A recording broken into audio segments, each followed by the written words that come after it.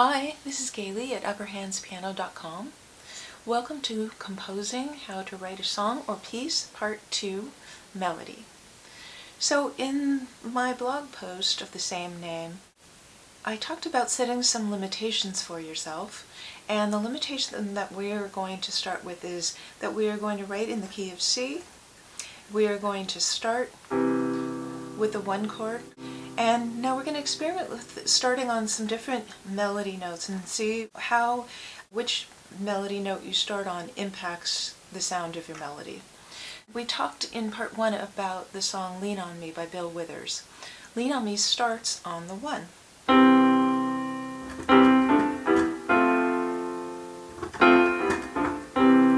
So by starting on the 1, we start on a very strong, stable note. There's no dissonance there. You can stay there, it feels comfortable, it sounds good. Another song that starts on the 1 is David Bowie's Space Oddity.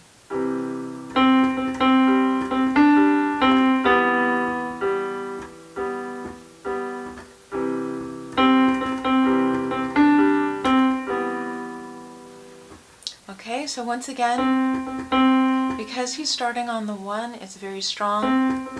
You can repeat it, it feels very comfortable and strong. Similarly, Mozart's Eine kleine Nachtmusik starts on the 1. That's very strong. He's using the 1, the 3, and the 5 in that melody, and all of those notes are notes from the C chord, so they're very strong and stable. Now starting with the 2 has a different impact on your melody. Here is Cyndi Lauper's Time After Time.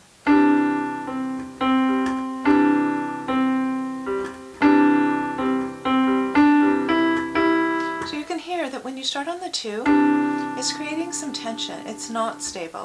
It wants to move either down or up. Another song that starts with the 2 is the Beatles' Yesterday. So once again, they start on the 2, and then it just really wants to resolve. It's just a little bit too dissonant to stay there. You really need to move down or up to make it resolve. Another song is that song Dance With Me by Orleans.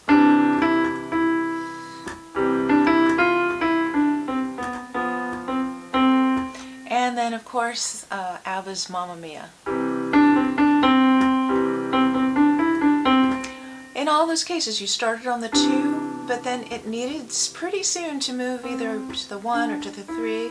It's possible for it to move other places as well, but kind of naturally it moves up or it moves down to another note that's more stable, like a 1 or a 3 or a 5. Starting on a 3, that's another very stable, strong place to start, like Beethoven's Symphony No. 9 theme.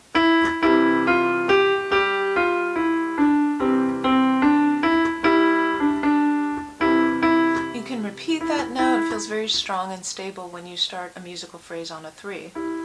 Another song is Benny King's Stand By Me.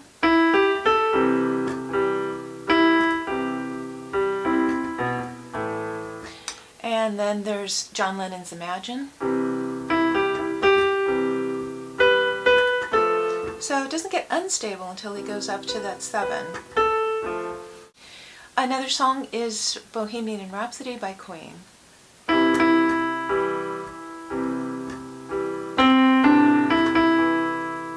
Okay, so 1 is very strong, 3 is very strong, the 2 is a little more dissonant and wants to move, but 3 can repeat, it can stay there. Of course it's going to move eventually because a good melody will have a combination of stable notes and more dissonant notes. That's what makes it interesting. Okay, let's try a song that starts on the 4 is Whitney Houston's One Moment in Time.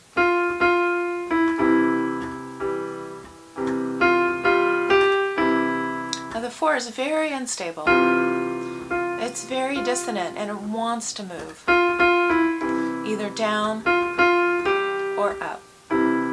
I couldn't think of a classical piece that started with the 4, but if you think of one, write it in the comments below because I would love to have more examples of starting on the 4.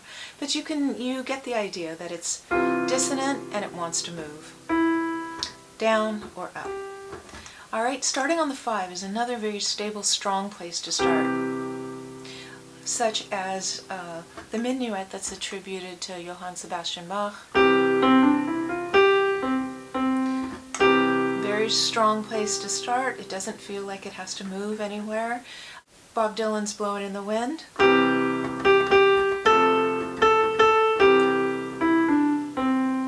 And then Billy Joel's Piano Man.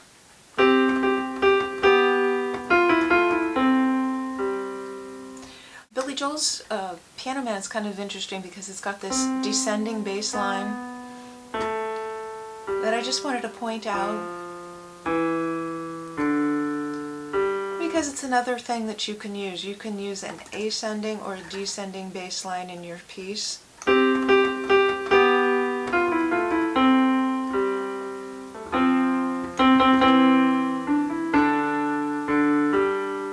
Okay, so you can see it started off with a repeating 5 over and over again. Because it's fine, it feels very comfortable and stable when you repeat a note on the 5, the 3, or the 1. Okay, for a song that starts on the 6, I thought of Barbra Streisand's The Way We Are.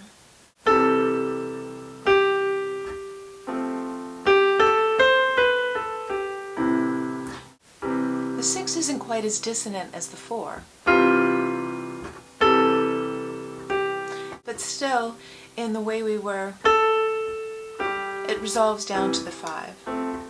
Another song that starts on the 6 is Earth, Wind and Fire's That's the Way of the World. So once again, it wants to resolve, and in this case, it made a little bit of a jump. It resolved down to the 3, and then up to the 5, and back to the 6. Now for 7s, it's really hard to find a piece or a song that starts on a 7. I was thinking about Stevie Wonder's song I just called To Say I Love You, but that actually starts on the 5, though there are a lot of 7s in the melody.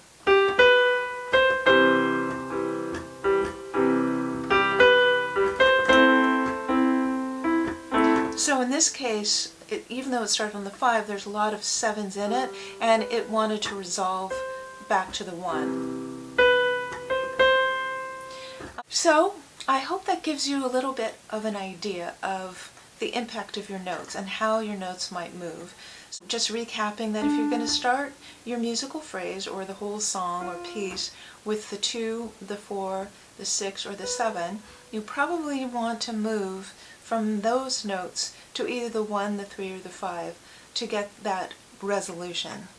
And a good melody, I'm just going to say this again, a good melody will combine some tension from these notes as well as resolution from these notes. It would be great if you could just start to experiment a little with combining these notes together. Start on your 6 and then maybe try your 5 and then go to a 3. Or start on your 1 and go to a 4, 5, 3. Just start combining notes. Just experiment with it. Play as if you were doing some finger painting. Just play around with it.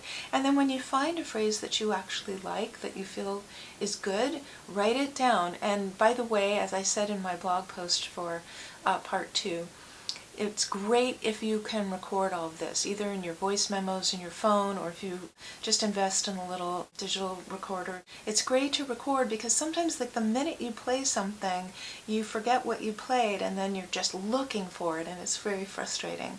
Try to record when you're just playing around. And if you find a phrase that you like, write it down, and then that will be your first phrase, and then maybe find your secondary phrase to go with it. And then, of course, you're going to start thinking about which chords to put with them. Okay, I'm going to stop there because I don't want to be too confusing, but I hope that helps. Just start small. Don't expect to be writing your masterpiece on your first few tries. Just start small. Try to complete your pieces, even if they're just short. Complete them, move on to the next one, and just enjoy the process of learning. This is really hard. It's not something probably that you've done a lot of, so just take it easy on yourself. Don't judge yourself. Don't start saying to yourself, oh, I'm never going to get this. I'm terrible. I can't do this. Just dig in, experiment, and you will get better with time and practice. Okay, thanks so much for watching. Bye.